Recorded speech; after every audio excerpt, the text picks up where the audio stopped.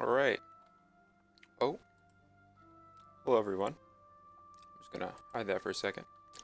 Welcome to the stream. So today we are going to be playing some Epic, and we're also doing a giveaway. So what I'm going to be doing is I have some copies of the original base game of Epic, as well as various other games. So we have Star Realms, Colony Wars, Frontiers, and some of the expansions.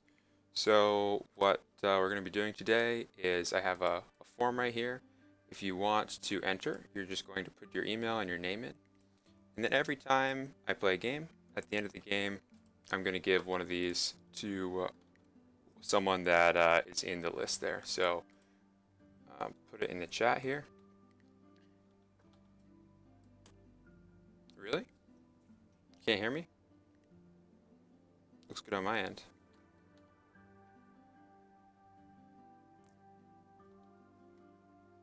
I can try changing things around. Lower the sound a little bit. But anyway. Alright, so like I said, other than that, we're going to be playing some Epic.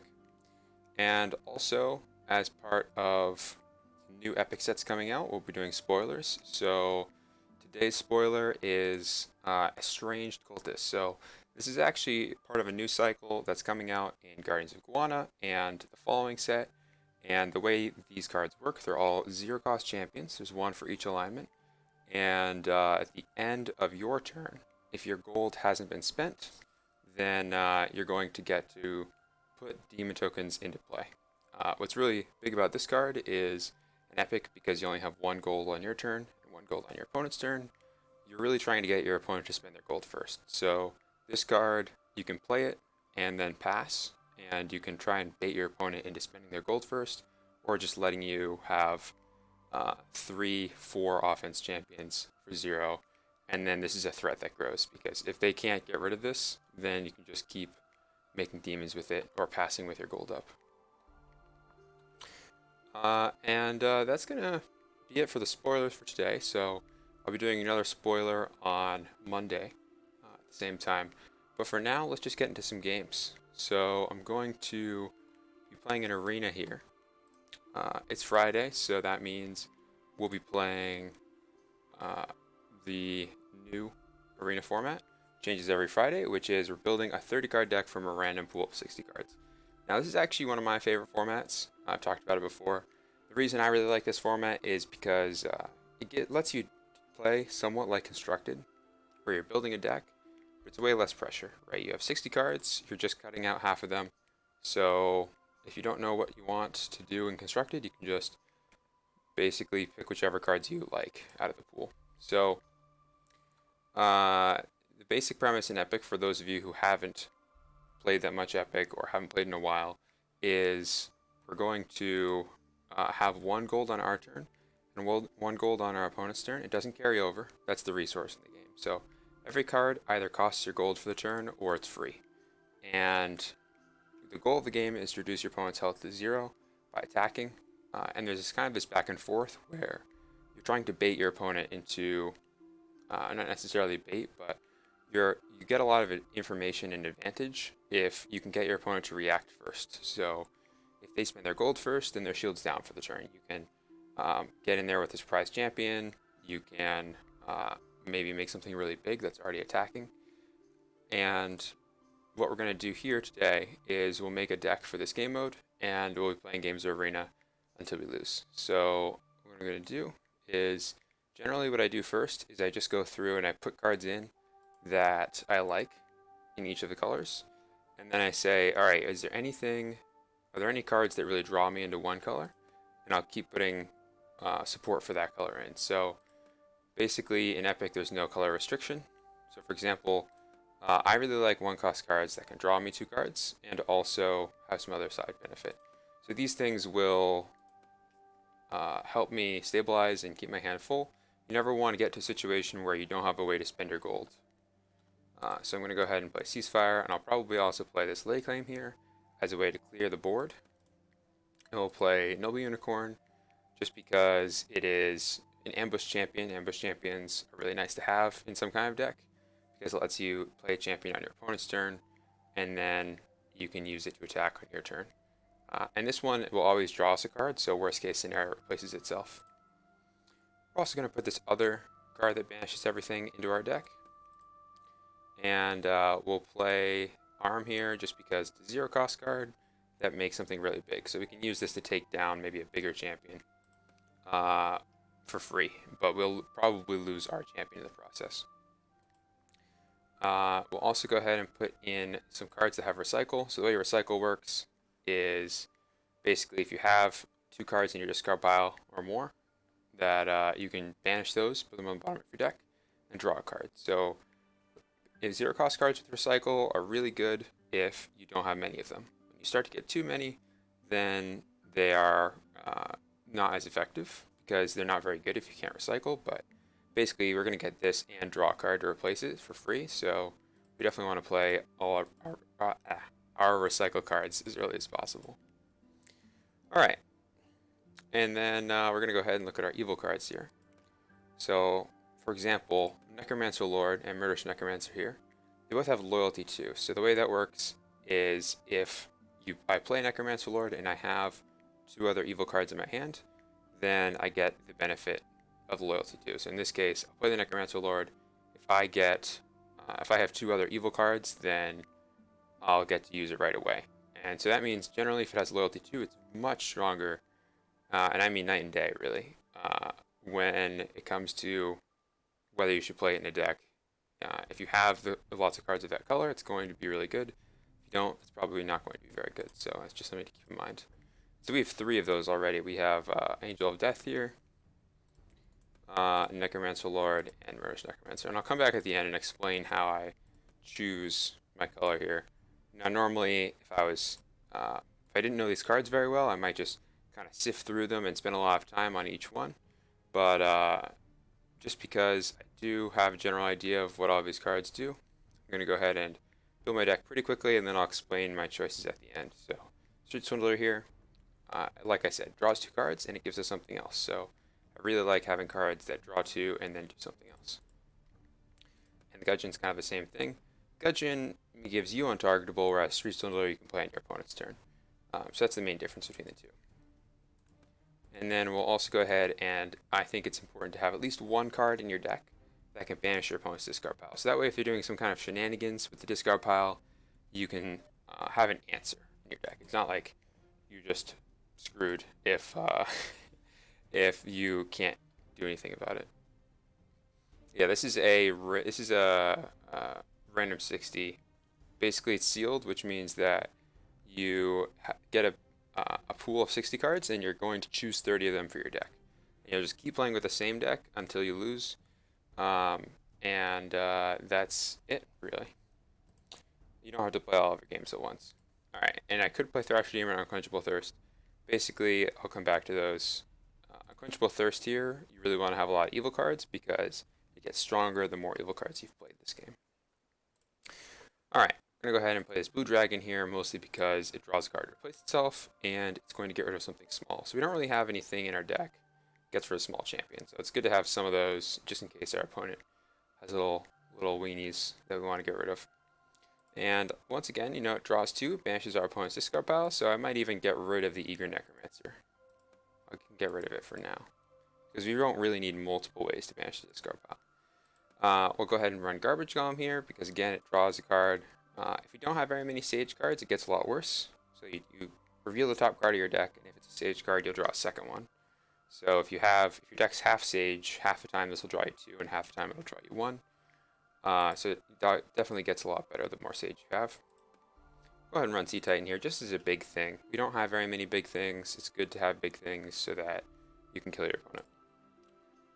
Aside from that, we're going to go ahead and run maybe the Veldin here. I'm not sure how many Sage cards we have. I don't think it's obvious. We'll take the Siren Song just as another way to answer 0-cost cards. So this one gains control of an opponent's 0-cost champion.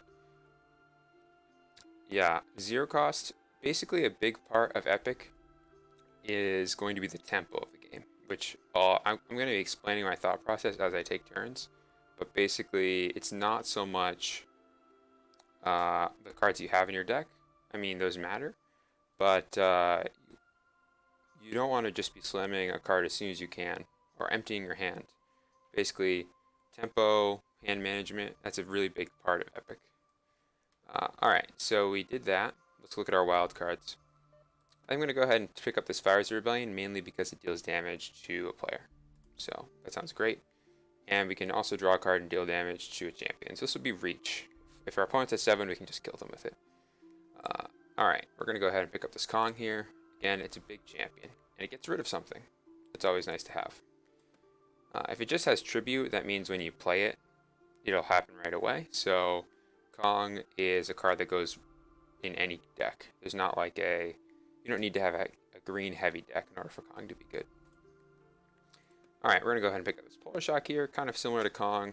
It deals damage to a champion and our opponent, so the main difference between Polar Shock and a lot of other cards that deal damage is this one can also be used to draw 2, so it's pretty safe. Generally, I like to have some number of draw 2s in my deck. Alright, and we'll go ahead and pick up the 0-cost card as another way to get rid of small champions. And I think right now we have, what, one ambush champion? We have Noble Unicorn, and I guess you could sort of count Street Swindler. So we're going to go ahead and pick up another one here with Stalking Werewolf. Alright, so right now we have 20 cards, so we just need 10 more. And I'm going to be going into Evil here. If you just go ahead and type Loyalty, this is the easiest way probably. You can take a look at all of the cards in your pool that rely on having multiple cards of the same color. So right here you can already see we have 3 evil ones, and I think these are all quite strong. So normally if it's a limited format, like you're building a deck on the fly, it's 30, and if it's constructed, then it's going to be 60.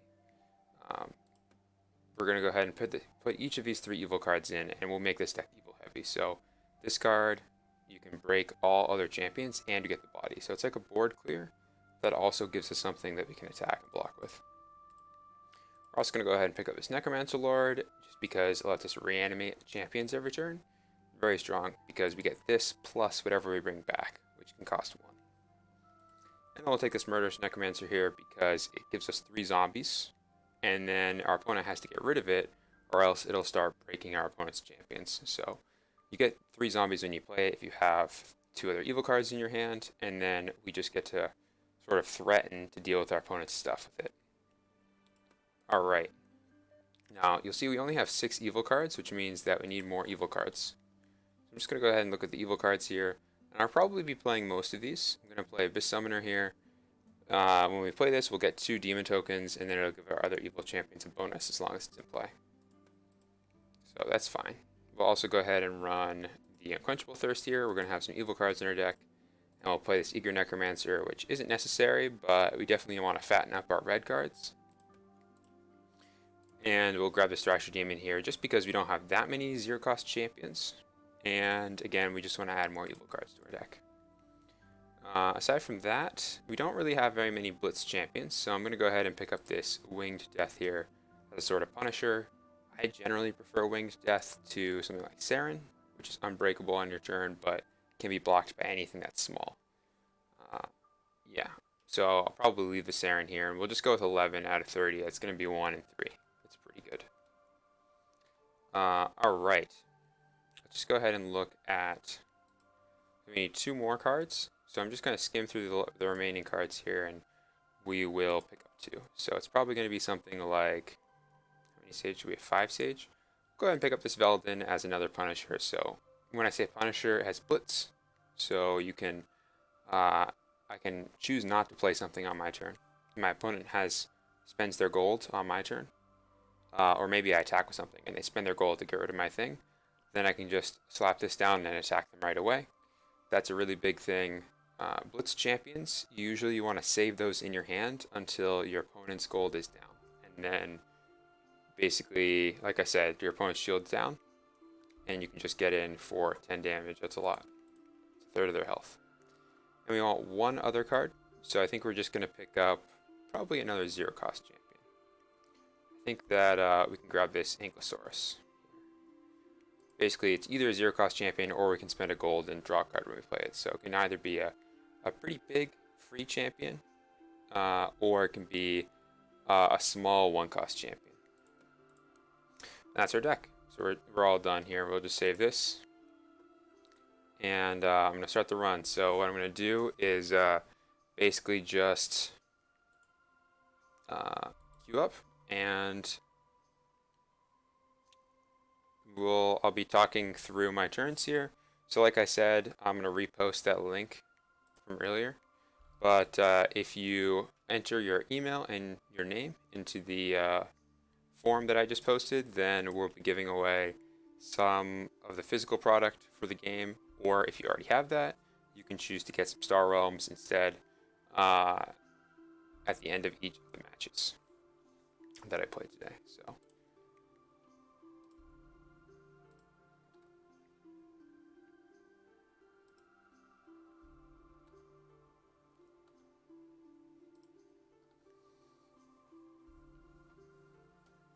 overall, I think I'm pretty excited about our deck. I think it turned out very good. We have some gigantic champions. We have a lot of, I want to say, pretty. Now, I don't think our deck's very fast, but it's good at just putting a really big threat in the board. And I think our cards will be difficult to deal with. Yeah, Tom actually has a lot of great content out there.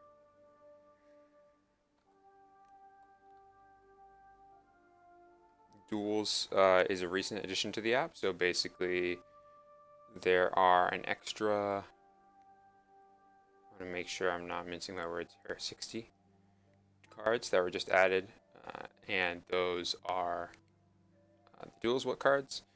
And basically Duels is meant to be more of a beginner set so that new players can get into the game without having to learn all of these more nuanced abilities. But yeah.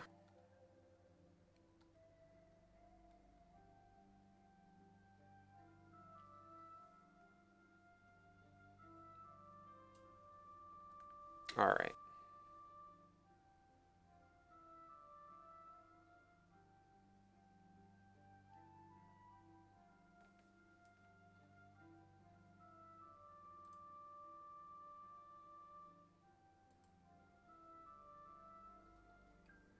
It's kind of funny, you know. You see all these people in the queue, and then all of a sudden.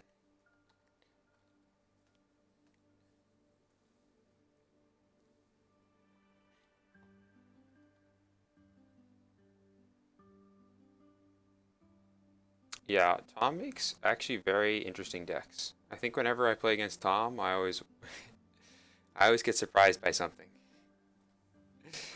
Like he'll just slam down a card that I wasn't even thinking about, and I'll just sometimes it works, sometimes it doesn't work. I remember he made this deck that was all about wolves. It wasn't really necessarily good, uh, in that there were some kind of anti-synergy cards, but he played, I think, every card that referenced wolves that you could play, and it was just really interesting. I don't think I've seen very many flavor decks before.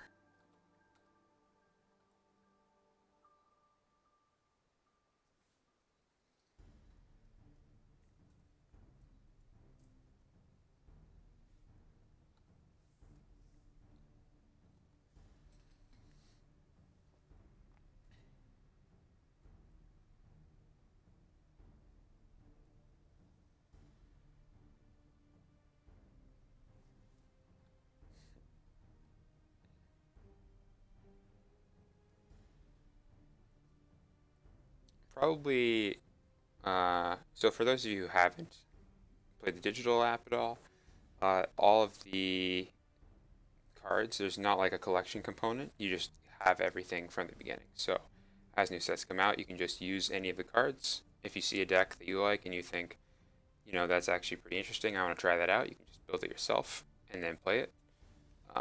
And when there's in-app tournaments, you can look at the decks of the people that have already played, and you can just copy them right into your deck slots if you want to try them out.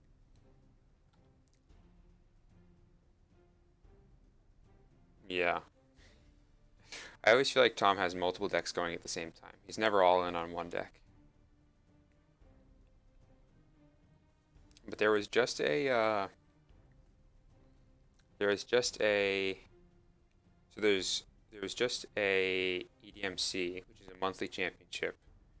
I mean, it's a tournament, really. It's not, where they were doing constructed, and it was the first time that there was a major constructed tournament with duels, and there were a lot of Kark decks actually. I think, I mean, definitely a lot more than usual. And Kark is this card that basically, if you play it, so when you play it, you can reveal any number of good cards in your hand, and then you gain 2 health for each one. And then if your health is higher than twice your starting health, or the same, then you win the game. So you don't have to win by beating down your opponent. You can use Kark as your win condition. And I think that the Kark, one Kark deck didn't do very well. Some of the Kark decks did do very well, but the deck that won was a wild. It's kind of a wild mishmash. It was wild with something like 9 Sage cards, 6 Evil cards, or something along those lines. A lot of people splash being constructed in Epic because you can play as many of any color that you want. But the main rule is you can't have 3, I guess there's 2.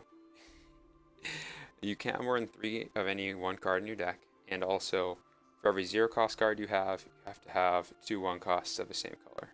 So basically, if you want to have, most decks in Constructed are going to be 20 0 cost cards and 41 cost cards, and you'll end up with something like, I mean, you can do an even split, something like 10, maybe 10 wild zeros, 20 wild ones, 10 sage zeros, 20 sage ones. But a lot of people just end up really going heavier into one color, and then also doing kind of a support color or 2 support colors. Yeah, sure. There's a Legends tournament. It is very soon, this weekend, and it costs gems to enter. So I think the entry fee is 400 gems, if I remember correctly. And basically, it's also going to be constructed duels. So you'll have to make a duels, some kind of constructed deck that you want to enter with. Registration is open right now, and it closes right before the tournament starts. And there is, I mean, I actually don't know the prize structure off the top of my head. I know there's cash prizes, and I know that there's some number of golden tickets that are being rewarded. So basically, the way golden tickets work are they're kind of like vouchers for other tournaments that can be run.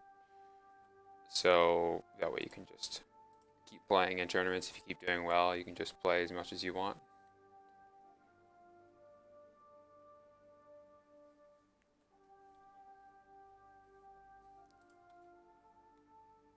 That's right. Yes, so the way that I guess I didn't mention that.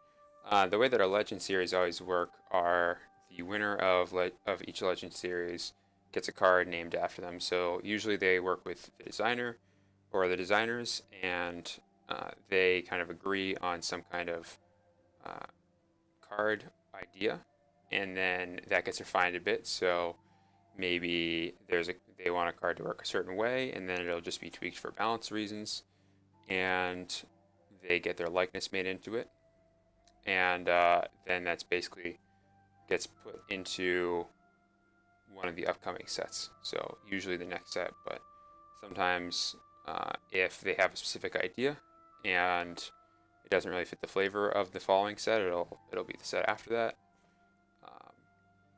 Yeah, but I mean, that's really all there is to it. Yeah.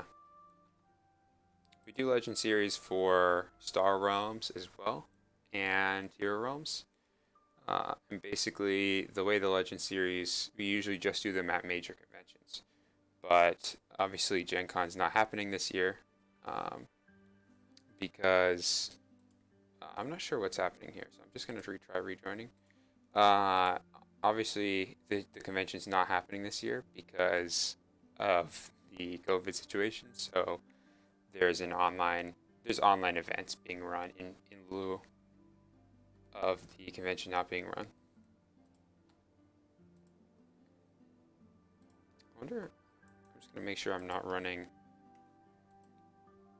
I'm not in the beta or anything. It's definitely unusual that I'm having trouble finding an opponent here. Yeah, I mean, I'll probably just do a quick match then.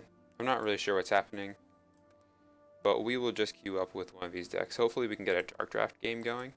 Basically, the way quick match works is I'll play a similar deck here. This is just a deck that relies on...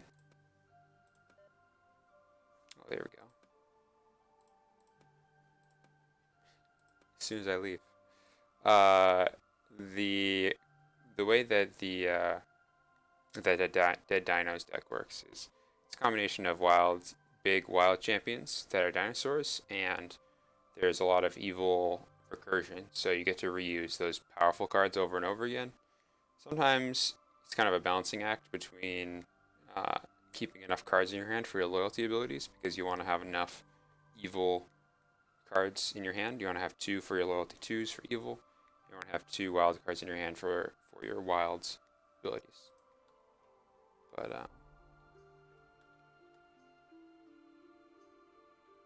could be.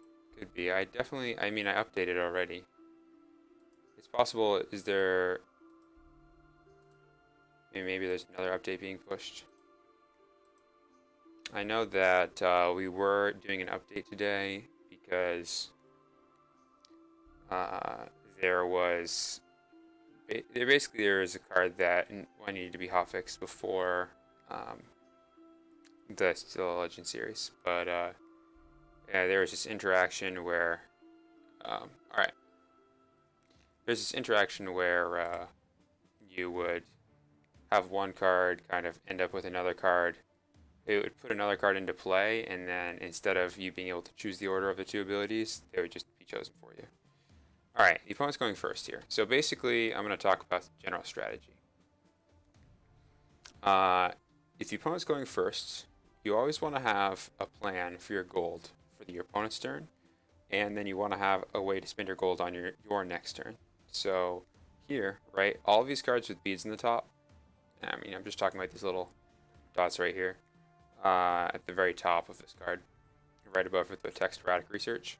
You can play those on your opponent's turn. So you can play events, and you can also play champions that have ambush here. So pretty much everything in my hand can be played on my opponent's turn. There's one exception here, which is this Gudgeon. So I'm probably just going to keep this hand. I really like it. I don't need this erratic research because banishing my opponent's discard pile doesn't matter. They don't have any cards there yet. And if I need to draw 2, I can draw 2 with this Polar Shock. But otherwise, I have a draw 2. I have a champion that I can play if I want to play a champion. If my opponent just dumps a bunch of stuff into play, I have this board wipe. And then I have something to spend my gold on my turn. So otherwise, our hand's looking great. The way mulligans work is you choose some number of cards, and those go to the bottom of your deck, and they just get replaced. Just kind of turn the speed down a little bit. There's a timer, so there's a timer for your own turn, and then also you have a timer just in general across all of your turns. Yeah, it's on Steam, it's on iOS, it's on Android, it's free to play. You get all of the cards, so you can just download it and give it a shot. Let's see, so what's happening right now is it's Joel's turn, and what's going to happen is Joel will either play a 0-cost card here, a 1-cost card, or pass the turn. So Joel will just play the Greathorn Lizard. That means their gold's spent for the turn. Now on each player's turn, both players get a gold. So even though it's Joel's first turn, I have a gold on Joel's turn. This is the resource system of the game. So I could play something here, which would try to stop this from attacking me. Right now I'm about to take 10. And the way combat works in this game is you can put champions in the way to block. But you attack with when you're attacking with champions, you basically do them one at a time. Yeah, there's a tutorial, and also you can play versus the AI. Alright, so what we're going to do here is we're just going to draw two, and this will make it so Joel can't play another card and also attack me. But since this doesn't have another mode, I'm just going to use it now, and we're going to take the 10. Now, I could play something like the Stalking Werewolf here and try and block it, but it's not very relevant. Basically, I would lose the werewolf, and I wouldn't get rid of the lizard. And the lizard is just bigger for this turn, so when the turn ends, it'll just go down to a 7-8. It won't be as scary anymore. We're just going to start our turn here. We're probably just going to play this gudgeon and then pass the turn. It's a little scary, but what we're going to do is play this, draw two cards, and we'll pass here. Now, if Joel spends their gold to do anything, then it goes back to me. So basically, each turn, even though I'm passing, right, Joel has two options. Joel can either start their turn, in which case they'll draw a card and just start their turn, or they can play something. And if they play something, then it goes back to me. And basically, we don't ever actually end the turn until we both decide to do nothing. So here, I'm kind of trying to lure Joel into doing something. I don't know if lure is the right word, but I have these zero cost cards that I want to play. I want to play probably this Ankylosaurus so that I have something to challenge this Great Horned Lizard here. And I'll probably also play this Thrasher Demon and either leave it not attacked so I can block with it, and I'll break the lizard if it blocks the lizard, or I can attack with it and it gets bigger every time it attacks. But I'm not playing these yet because I want Joel to do something with their gold first, and then I'll play something after I get more information about what they're doing. So let's say Joel had a card in hand that said, deal 7 damage to a champion, draw a card. Then it would be really bad if I played this Ankylosaurus and then passed, and then my Ankylosaurus got blown up. Now Joel can't react to my Ankylosaurus.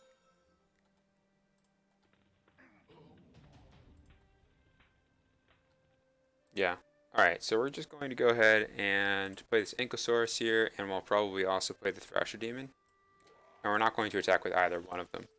Main reason is I want to leave this Thrasher Demon to block this gigantic Great Horned Lizard. Normally you can't attack with a champion the turn that you play it, but some champions have Blitz, which is an exception to that rule.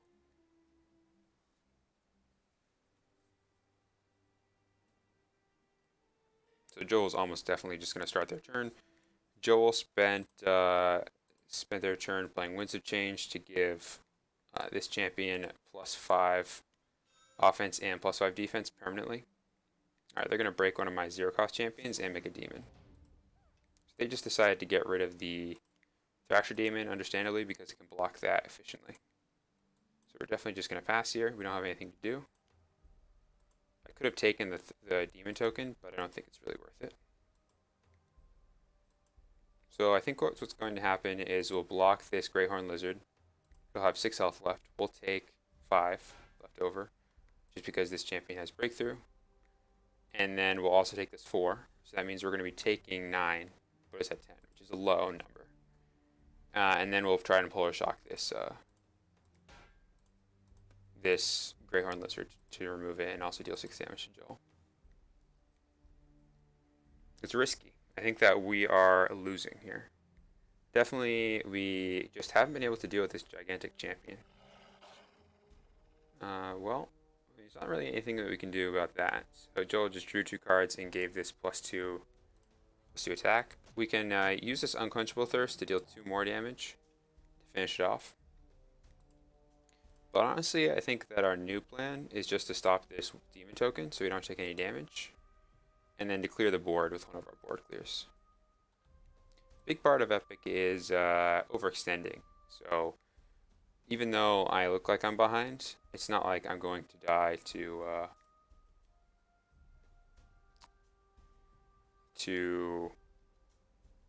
all these champions if I get rid of them on my turn. So it's not really a big deal. I'm going to go ahead and deal 6 damage to that demon token and to Joel. And then we're going to play this lay claim here, probably, to banish all champions.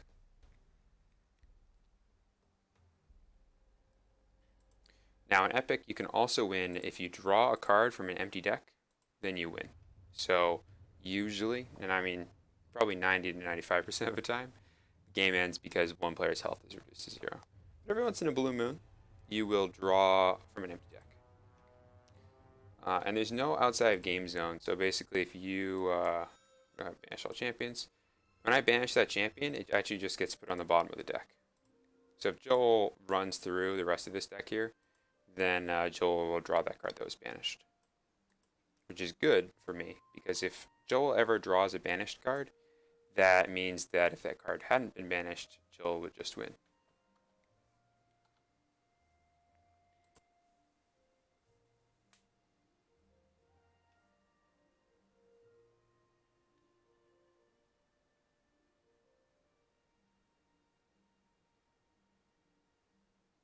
I spent my golds here. So if Joel had one, Joel would really want to play an ambush champion here. This is why I've talked about, I think ambush champions have a very particular use, and that is whenever your opponent clears the board, ambush champions are very strong at reestablishing and applying pressure. So what's going to happen here is Joel's going to start their turn and just start attacking us before spending the gold to put pressure. And that means I'm right now taking 6. So I could block 1 with the werewolf. And then I could Unquenchable Thirst to take down another one, and I would take 2, and I think that's acceptable.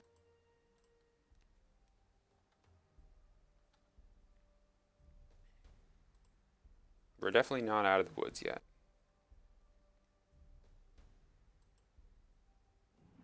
Alright, we're fine. That's fine. Right. I'm saying this is fine because it's such a slow play. Playing this Mythic Monster here, it doesn't threaten me at all. So I'm just going to go ahead and we'll play this Stalking Werewolf probably. Could draw 2 even, but then I take 6. That's not really doable. Oh, that's fantastic. So gain us 5 health, and then we recycle. So we'll choose 2 cards to be banished, and then we will draw a card to replace it. So we'll just go ahead and banish any 2 non-evil cards, just because we have a card here that uses our evil discard pile. So Joel could swing these zombies in. I would get to block 1. The way that combat works is generally Joel would just attack with 1 zombie, and then I would either take 2 damage, or if I blocked, then the 2 champions would fight. And Joel could just keep attacking until all of the zombies have attacked. But once I block 1 with the werewolf, I can't block anything else for the rest of the turn. Alright, so what we're going to do now, it's a real question of whether we want to just remove, I think, honestly, we're just going to return the Mythic Monster to hand. And then we'll pass. The reason I'm passing is, if Joel doesn't play another big thing, then I'll attack with this werewolf. So far we haven't seen any loyalty cards. Which is interesting. On either side. We've just seen a mishmash. Once your opponent plays, if your opponent plays something, then you can click on their hand. Sorry, if your opponent plays like a loyalty card that shows you cards from their hand, then you can click on their hand and see which cards they reveal to you this game.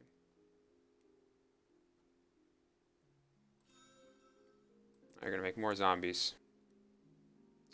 Getting a little worrisome. I think we still come in for 9. We have to win this game somehow, and that means that we need to be attacking. If we hit with this, that means, I mean, this probably just eats a zombie, but if we did connect with this, that would put Joel at 13. So basically Joel here gets the opportunity to either take the damage or put something in the way to block. And they're going to block, which is completely reasonable. And I probably will actually just gain control of one of these just because I feel like we're in a situation where the uh, if Joel had some kind of trick that made all of his zombies bigger, then I wouldn't want to just die. We can only use the Siren Song ability on our turn to gain control of something. So we'll just use that now, even though it's kind of a weak steal.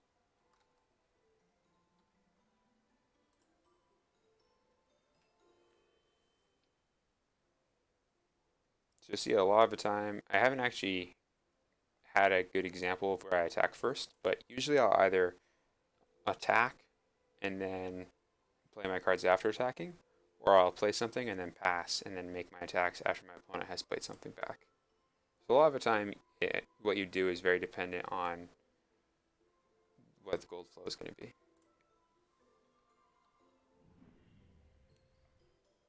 Yeah, you can attack with a group, so, I mean, Joel could, let's say Joel just had 7 zombies. Joel could just choose all 7 to come in and try and kill me here. And they would be attacking for 14, so I would either take 14, or if I put my Sea Titan in the way, my Sea Titan blocks all 7 zombies, but then the 7 zombies have 14 offense combined, so they take down my Sea Titan. So I'm just going to block this here. And more coming in. So probably what we want to do is just play the Noble Unicorn to block. Just because this draws us a card and prevents 2 damage. Basically gains us 2 health. And it also, whenever you play another good card, I'll get to draw another card on top of that. So it's a card engine.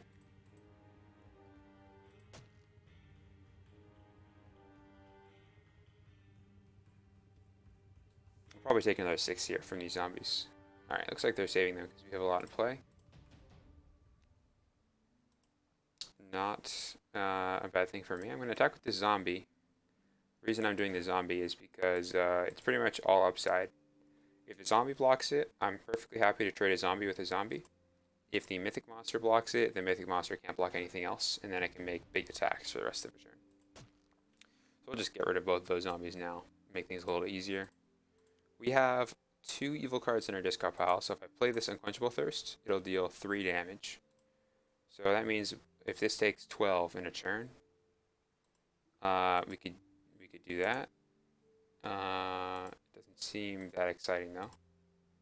If we play the Plague and the Unquenchable Thirst, then we would be able to get enough for the Sea Titan to have taken it down. I think what we'll do instead is we'll just play this Faithful Pegasus. And this Faithful Pegasus can attack with another human to give the human airborne. So we'll play the Faithful Pegasus and we'll recycle. We'll get rid of 2 non-evil cards. Doesn't really matter. And then we'll go ahead and attack with this and give one of our humans airborne here. And that way, now these champions can't block it. Yeah. It's useful if you have a lot of small things and they have medium-sized things. So if you have, let's just say you have 4 demon tokens and I have 6 zombie tokens, it'd be pretty bad for me to just attack 1 at a time, because then I'd be dealing 4 damage tops, and you just take down 4 of my zombies for free. And then I'm wide open for your zombies to attack back. If I attack 2 at a time, then you either take 4, or you have to block with 1 of your demons, and then they all die. So group attacking is good when you want to combine your attackers to take down something that's big. Alright, we're taking some damage here. But we're still attacking with this Faithful Pegasus. We're going to get in with that for 2. I think what we'll do is, because we have the Noble Unicorn out, we'll just use the Subjugate to draw a lot of cards here.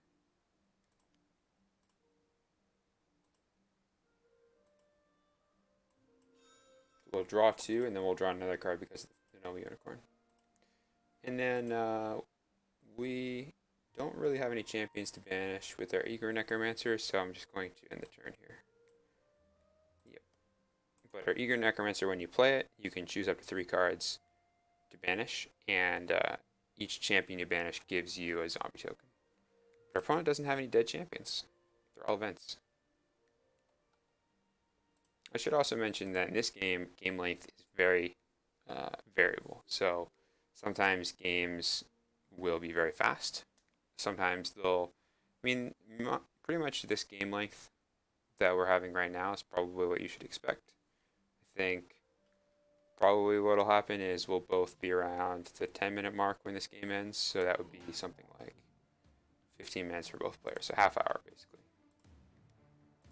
So we'll just go ahead and block this. What happens is neither one dies because 13 isn't enough to take down my 14, 11 isn't enough to take down their 15. You can see that neither won't die because neither has a skull on it.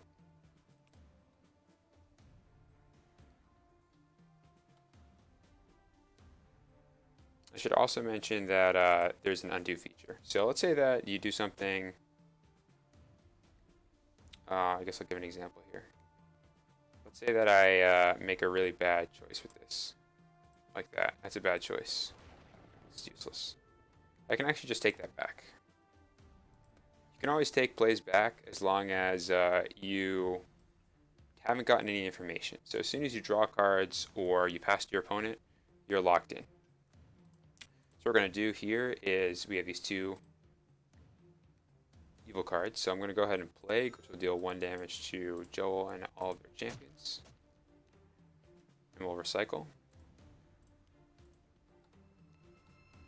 And then that has 3 health.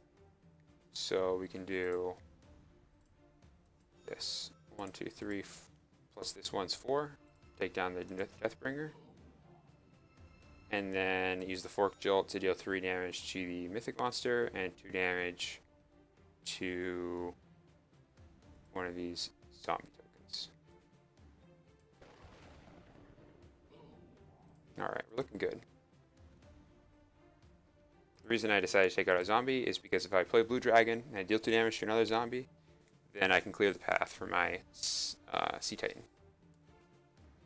That's a lot of damage, 11. If that hits, we have 7 in hand. We have 2 in the air. That could be lethal. Could win here. So go ahead and get in with our... Usually if you have a good attack to make, like it's safe to make the attack, you just want to do that first thing that you do in the turn. Just because if Joel is going to react to this Pegasus, I don't want Joel to have extra info. So we'll go ahead and place Blue Dragon here, and that'll draw us a card, and we'll deal 2 damage to a champion, or a player. And then we're just going to attack with this. I could pass here, but Joel might actually just start their turn. Because if Joel doesn't have a good answer, they're just taking 11.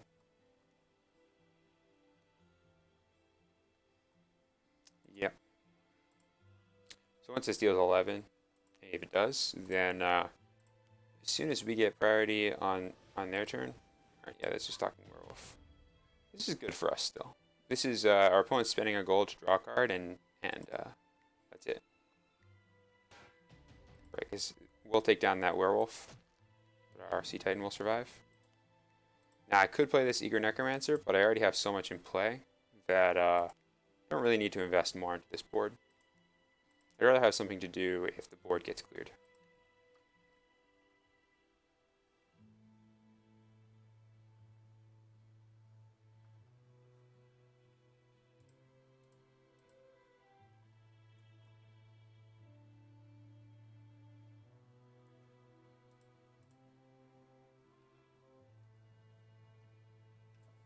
Alright. You're closing in now. Close, I can taste it.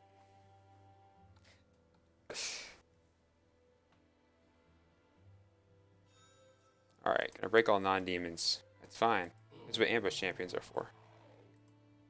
We're gonna go ahead and run out this Abyss Summoner, which will give us 2 demons, and all our evil champions get +1 offense and +1 defense.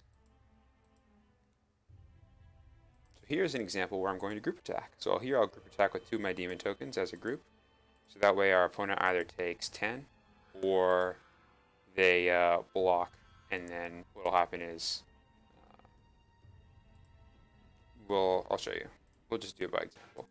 So attack with both of these as a group, right? So here's what's going to happen. Either Joel takes 10, or if Joel blocks with the Ankylosaurus, the 2 demons will take down the Ankylosaurus, and the Ankylosaurus will only get to We'll distribute its damage however Joel wants.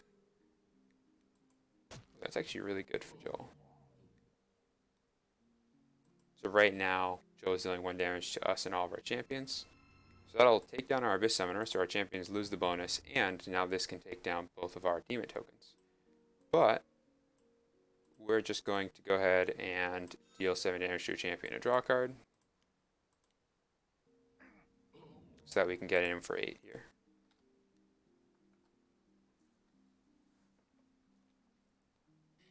And that's another example, like I was talking about, how just having your gold up and your opponent's gold being down is a big deal. And I could run out this Eager Necromancer. I think I will. Just go ahead and get 3. I mean, 2 demon tokens isn't that big of a deal. Get some more zombies. Now we have a big board.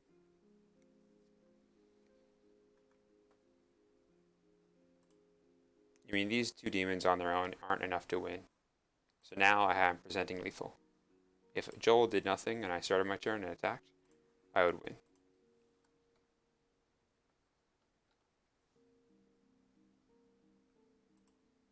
We were on the ropes a bit earlier in the game, but I think that we've stabilized. We're pretty far ahead at this point. Not impossible for Joel to win, but yeah, something like this. This is a great start. Deals 4 damage to us and all of our champions. Well, we only have 1 play that we can make because these are all just regular champions. This will draw us some cards.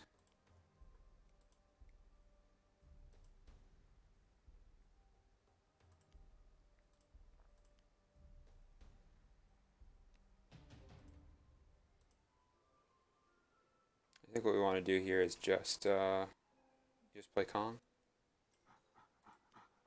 Get rid of that. We'll pass the turn.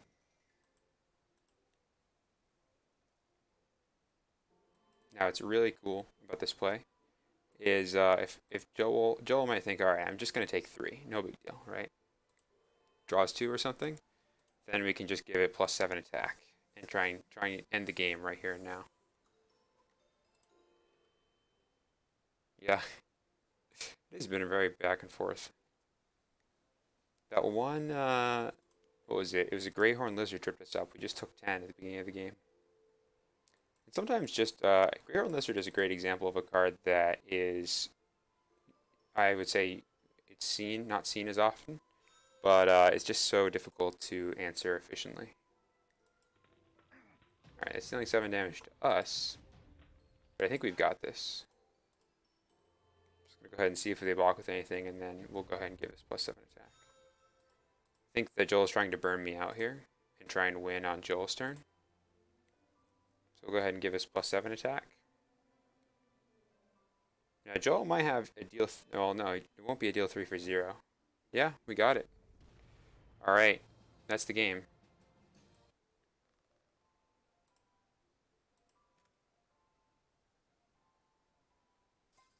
Alright, so we had kind of a while starting out there, so I'm just going to go ahead and pick 2 people here. I'll go ahead and queue up for another game in the meantime. Just go ahead and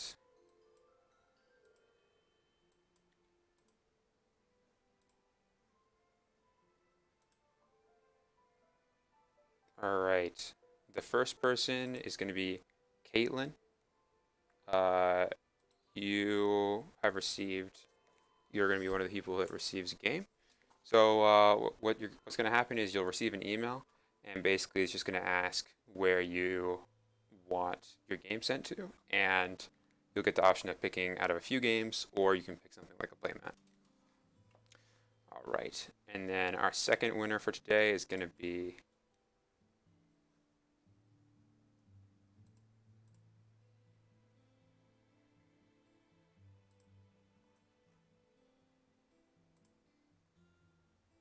Steven. You are our second winner. So basically, like I said, same thing applies. And what I'll be doing is I'll play one more game and I'll send out another 2 giveaways after that one. and then that'll probably be the end of the stream.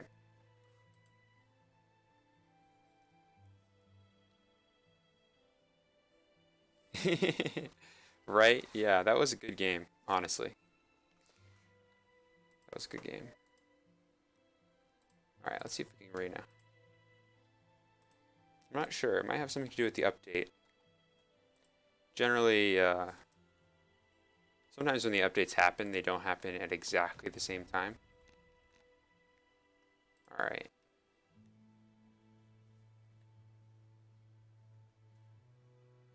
So it may have been that I had the update on my computer before the update happened on mobile. Looks like we're finding opponents now, so I think we're all right. All right.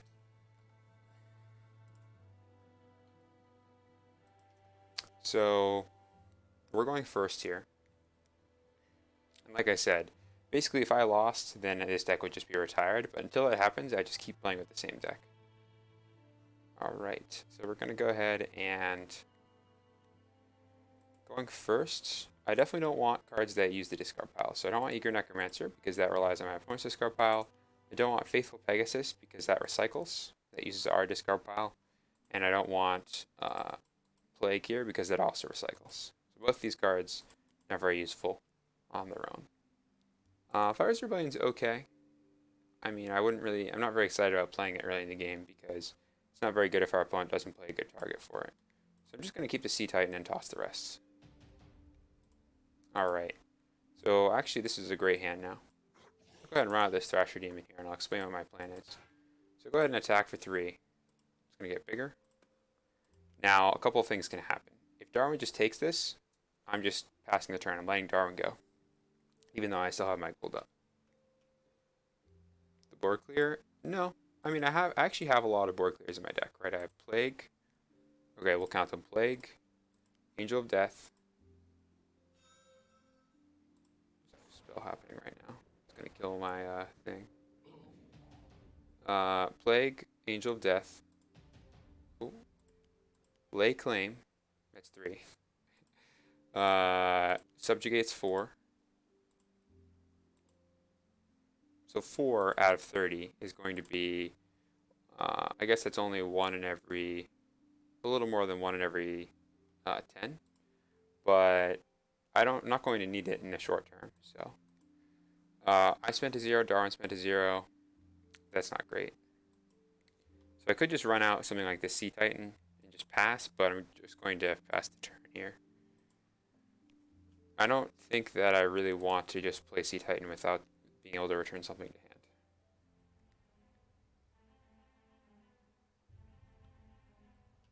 Alright, so Darwin drew a card and then I'll pass to me. So there's this thing in Epic where a lot of the time both players sometimes there's situations where both players don't have a play they really want to make because they have reactive cards. So that means that we might end up just passing back and forth to each other because there's a blue dragon.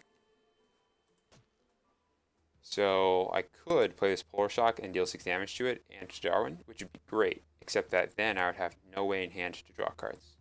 So I actually think that's worse than playing it to deal damage. So I'm just going to draw 2 with it.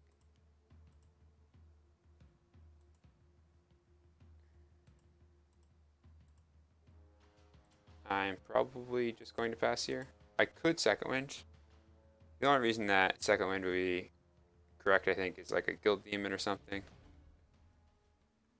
Alright, because I have that Unquenchable Thirst, so I would prefer not to banish my evil cards, but I'm going to now just to get more options. Alright. So I think I will just Sea Titan this.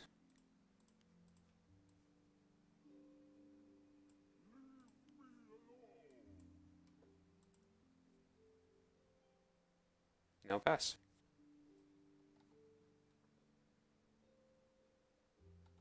Let's see, once you kind of get the hang of it. I mean, you saw that back and forth probably lasted a minute. I spent most of my time thinking about whether or not to play the Second Wind for a cycle.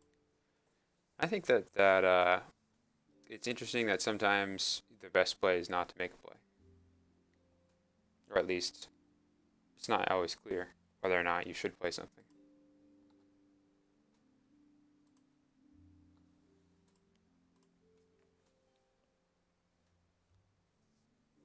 So we just played this big Sea Titan. Now Sea Titan is untargetable, which means that you basically have to play a board clear to get rid of it. You can't like something like Break All Champions. Alright. You can't do something that breaks it or returns it to hand or banishes it if it says target on it. You just can't choose Sea Titan. And it's just very large.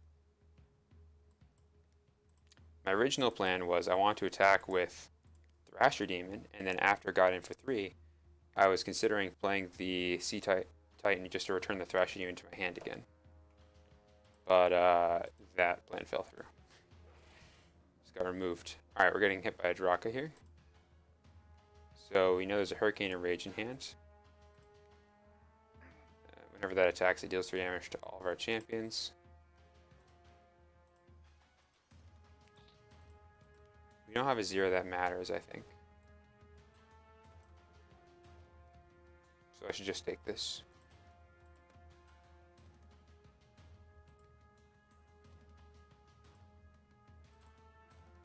It's a lot to take here. We're going down to. All right, they're gonna rage. Interesting.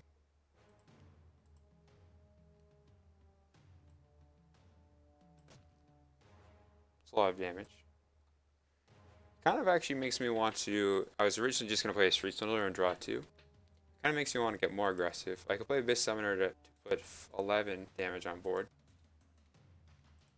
Doesn't even seem bad. Just so much to take that most people would not take that much. They would not be willing to take that much. Or I could play a Stalking Werewolf and just get more cards in hand.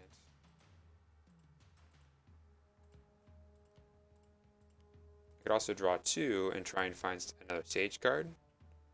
Or a Calm to answer that. Or a Ring Death. We have a lot of good answers to it.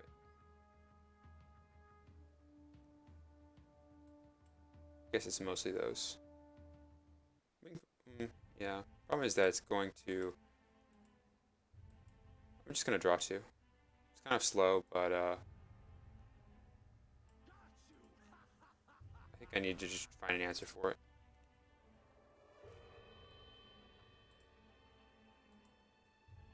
So yeah, we'll go ahead and we'll get in for 14 here, and then I mean I'm sure Sea Titan will get blocked by something.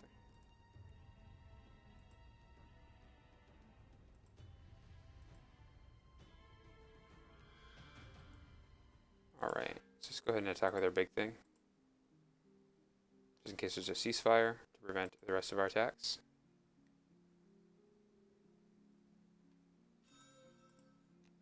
Urgent messengers. Just go ahead and get rid of both with Fork Jolt. They might not have another way to stop this attack here.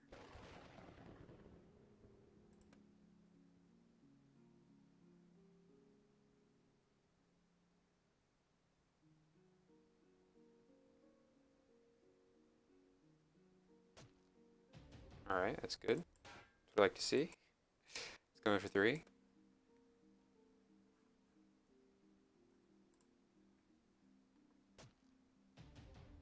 Play this Veldin, reveal 1 to return that many champions to our opponent's hand.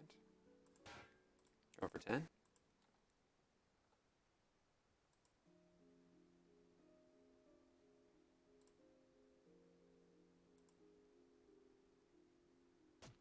Alright, got Darwin down to 6. This game is definitely not won. Because Darwin could just play Draka again, and I'm at a low amount. I'm not even sure what that would be. 5.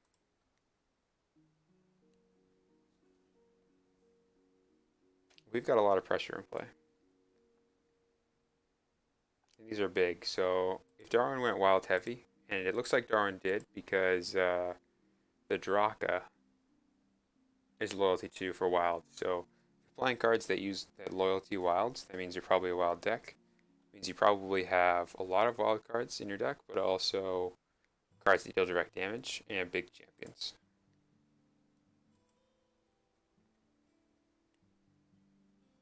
We know there's a Hurricane there.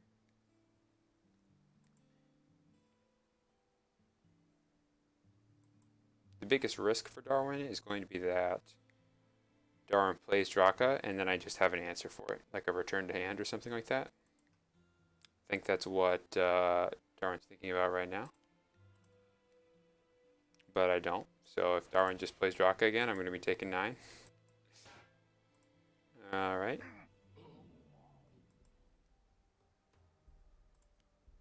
I don't even think that there's something that we could draw that would change the outcome. We don't have an ambush champion that's 0. So we're not going to block. There's no reason to block.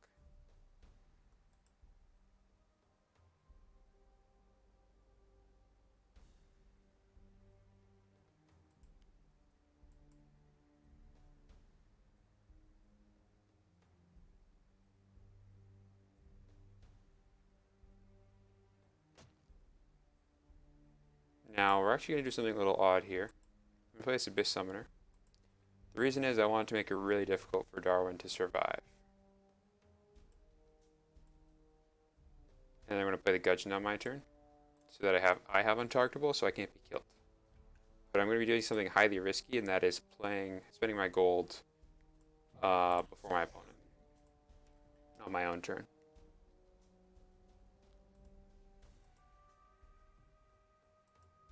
We'll see what happens. I'm just trying to make it so that it's really difficult to block all of my stuff.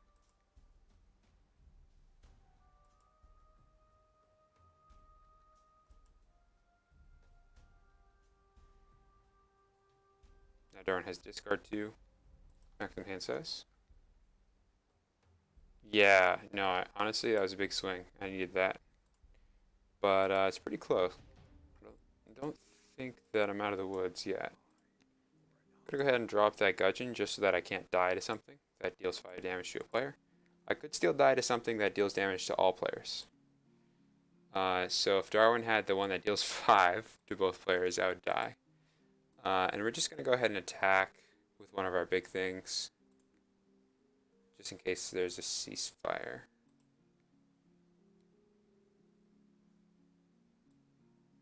I guess it'll be the Veldin.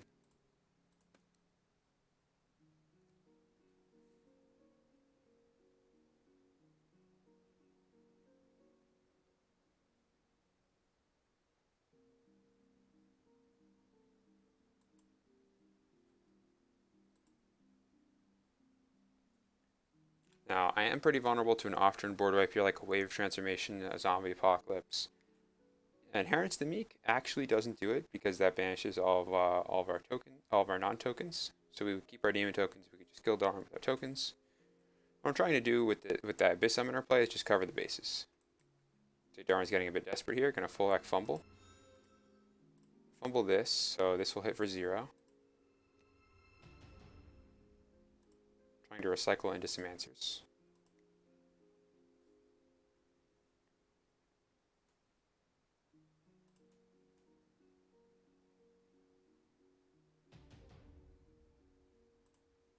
I'm gonna attack for 11 here. This will eat the Chronicler. Then we'll start coming with our demons. If we can connect with a demon and an Abyss Summoner, then we also win.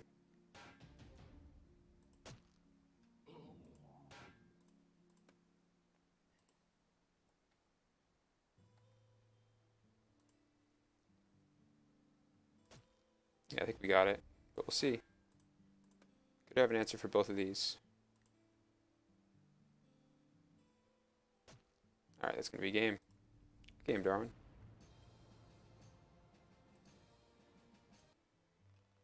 It's all about the big champions. Big champions are kind of like the anathema to Wild in general, because Wild just has such a hard time getting rid of big champions, because all of its removal is direct damage, right? Alright, so that's going to be the end of a stream. We're going to go ahead and fill out another 2. Our other 2 winners are going to be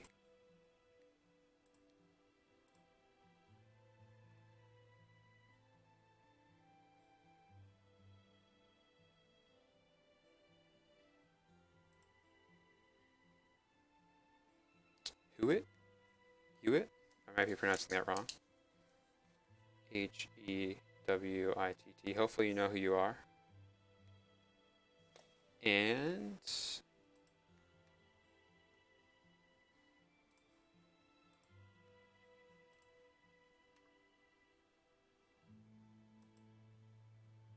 Angelica. Alright, but that's going to conclude the stream here. So basically, the four of you will be getting some emails. Yeah, definitely check it out. And if you ever want to send me a challenge, I'm CJWWG. But in the meantime, hope you have some good games, and I'll be back on Monday. And like I was saying, if that was one of you, you'll be getting an email later tonight, probably. Anyway, have a good night, everyone.